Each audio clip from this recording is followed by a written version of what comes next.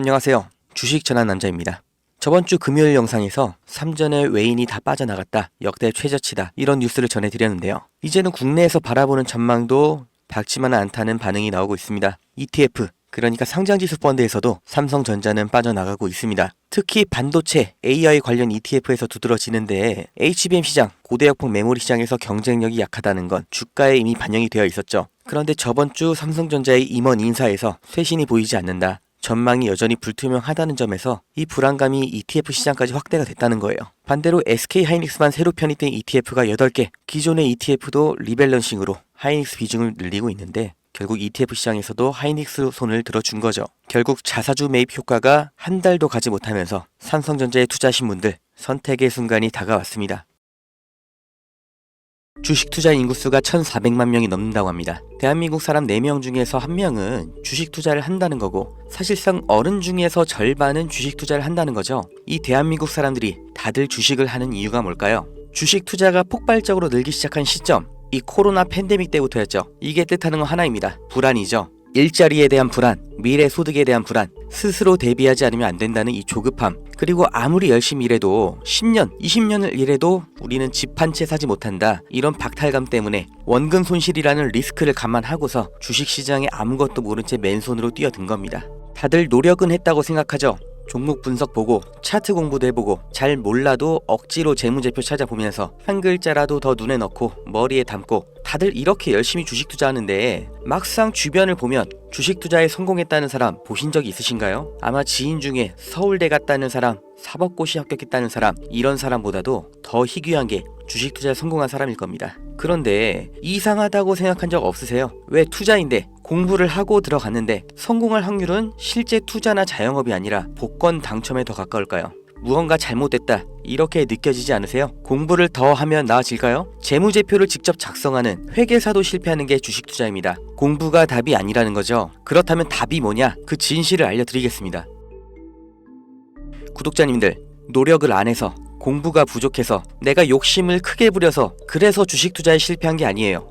잘못을 해서 실패한 게 아니란 말이에요. 애초에 우리는 속고 있었어요. 이길 수가 없는 싸움판에 맨몸으로 내던져져서 나보다 강하고 무기도 갖고 있고 심지어 이 싸움을 준비하고 있던 누군가와 싸워야 했습니다. 이길 리가 없죠. 한두 명의 운 좋은 사람, 특별한 재능이 있는 그런 사람이 아니라 모든 사람이 다 희생자였을 뿐이에요. 그 범죄자가 누구냐? 코스피, 코스닥입니다. 우리가 아무리 공부하고 좋은 기업을 발굴하고 분석해도 장기 투자를 해도 의미가 없습니다. 이 물적 분할, 기업의 유망한 부분을 찢어서 새 회사로 다시 상장하는 거예요. 아주 대표적인 게 2020년 LG화학에서 배터리 사업부를 분할해서 LG에너지솔루션 설립한 거였죠. 이 배터리, 전기차 시장의 최대 수혜 테마죠. 이 시기 가장 큰 주목을 받고 있었는데, 이걸 믿고 LG화학에 투자했던 주주들, 배터리 사업부가 찢겨져 나갔을 때 어떤 보상을 받았나요? 똑같은 사례 대기업만 해도 줄줄이 있죠.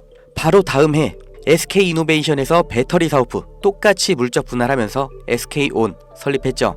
SK의 미래를 책임질 주요 사업인데, 이걸 알고 미리 SK이노베이션에 투자한 통찰력 있는 똑똑한 주주는 배신을 당한 겁니다. 또 카카오톡이라는 메신저를 플랫폼으로 활용해서 카카오페이, 카카오뱅크 전부 성공을 시켰죠. 그런데 카카오페이, 카카오뱅크 각각 따로 물적 분할을 해버렸어요. 카카오의 주주들은 뭐가 된 거죠? 내가 갖고 있는 주식에서 가장 중요한 부분이 그냥 찢겨져 나간 거예요. 손해는 개미가 봤죠. 오너는 손해를 봤나요? 전혀 아니죠. 10,000원짜리 한 장이었던 게 1,000원짜리 10장이 됐을 뿐이에요. 오히려 나눠먹기, 돌려쓰기 더 편해진 거죠. 일반 주주들, 개미들만 일방적으로 당하는 겁니다. 어떻게 이렇게 뻔뻔하게 할 수가 있어요? 미국에서 이런 짓 하면 박살납니다. 미국 세법에 섹션 355라는 게 있습니다. 물적 분할의 조건을 다른 거예요. 여기 써있죠. 디스트리뷰션, 분할, 스탁, 주식과 증권을 나눌 때, 분할을 할 때 어떻게 해야 되냐? 실질적인 사업 목적이 따로 있어야 되고, 최소 5년 이상 독립적으로 운영을 하고 있었어야 되고, 자회사 80% 이상의 통제권을 갖고 있어야 되고, 분할된 주식도 기존 주주들에게 공정하게 분배를 해야 된다. 이런 여러 가지 조건을 다 만족해야 돼요. 이걸 무시하고 그냥 물적 분할을 하면 바로 엄청난 세금 폭탄이 날아옵니다. 사실상 벌금을 내라는 거예요. 그러니까 미국의 기업들은 물적 분할할 때 아주 철저하게 기준에 맞춰서 하죠. 미국의 대표적인 기업,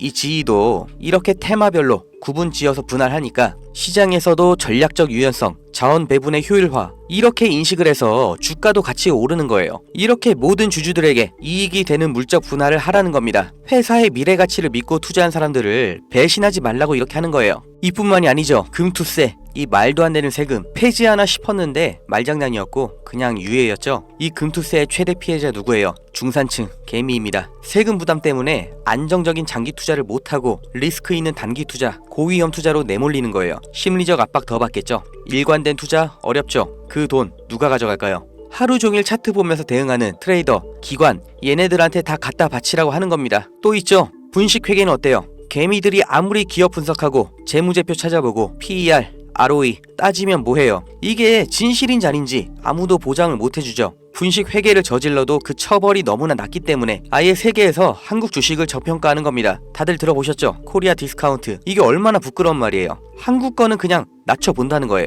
미국에서 엔론 사태 벌어졌을 때는 CEO가 24년형, 우리나라에서 대우 사태 때는 형 집행정지, 대통령 특별사면, 대한민국의 모든 상장 기업에 세력이 안 붙은 종목이 없다고 하죠. 저라도 돈이 많으면 주식으로 이렇게 장난치겠어요. 무조건 이기는 게임이잖아요. 있는 사람, 가진 사람들끼리 알아서 판 짜서 해먹고 개미들은 아무리 노력해도 결국 당할 수밖에 없는 이 불합리한 콜로세움, 이게 코스피, 코스닥의 정체입니다. 이 짜여진 판에서 개미가 혼자 준비해봤자 그냥 먹잇감이에요. 그럼 우리는 어떻게 해야 되냐? 그 답을 알려드리겠습니다. 들어오세요. 트럼프가 당선 확정되고 제가 무슨 주식을 샀는지, 환율이 1450원 찍으면 제가 무슨 종목 들어갈 건지 이 안에서 다 보여드립니다. 증명은 제가 할 거고 눈으로 보시고 따라오시면 됩니다. 종목 빼가는 유료방 업자인지 구독자님 맞는지 문자로 확인만 할 거고요. 유료 아닙니다. 대가 없습니다. 가입 이런 거 절대 없어요. 그냥 여기 모이세요. 010-2290-8285 여기로 문자 집 이렇게 한 글자만 남겨주세요. 100만원으로 시작해서 집 한 채까지 가는 기적 보여드리겠습니다.